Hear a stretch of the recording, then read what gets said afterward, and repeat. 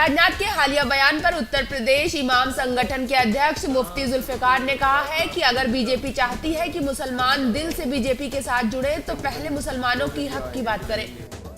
मुसलमानों को बीजेपी आबादी के हिसाब से लोकसभा में टिकट दे, साथ ही अपने घोषणा पत्र में मुसलमानों को आरक्षण देने की बात साफ करे।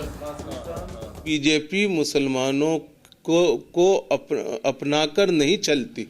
बीजेपी अगर मुसलमानों को अपनाकर चलना चाहती है तो उसका तरीका ये है कि उसे लोकसभा इलेक्शन में मुसलमानों की आबादी के एतबार से कम कुछ न कुछ देने की कोशिश करनी चाहिए, जिससे मुसलमानों की के अंदर बीजेपी की जो मौजूदा शक्ल है वो उसमें तब्दीली आए। भाजपा को चाहिए कि वो अक़लियतों को रिजर्वेशन भी दे और आबादी के एतबार से लोकसभा के अंदर टिकट भी दे।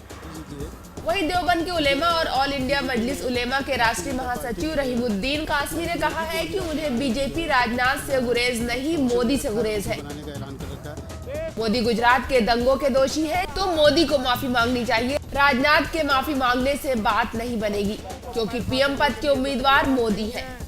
राजनाथ सिंह की बात नहीं, बात असल नरेंद्र मोदी जी की है।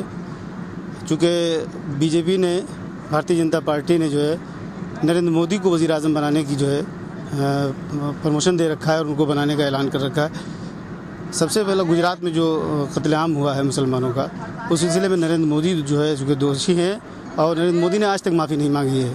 तो नरेंद्र मोदी से अब तक माफ़ी नहीं मांगे हैं, न वो अपने उस काम पर शर्मिंदा हैं। तो राजनाथ सिंह से नहीं बात बनती है। वज़ीर आज़म तो नरेंद्र मोदी बनने वाले हैं बीजेपी की तरफ से। तो अगर कोई ऐसा बयान नरेंद्र मोदी की तरफ से आता है उसके बारे में कुछ सोचा जाए। गौरतलब है कि राजनाथ ने मुसलमानों से माफी मांगने की बात करते हुए कहा है कि देश की एकता और भाईचारे को मजबूत करने के लिए बीजेपी को वोट देना चाहिए। बीजेपी मुसलमानों के विरोध में नहीं है। News point bureau, Muzaffarnagar. जहाँ तक राजनाथ सिंह जी का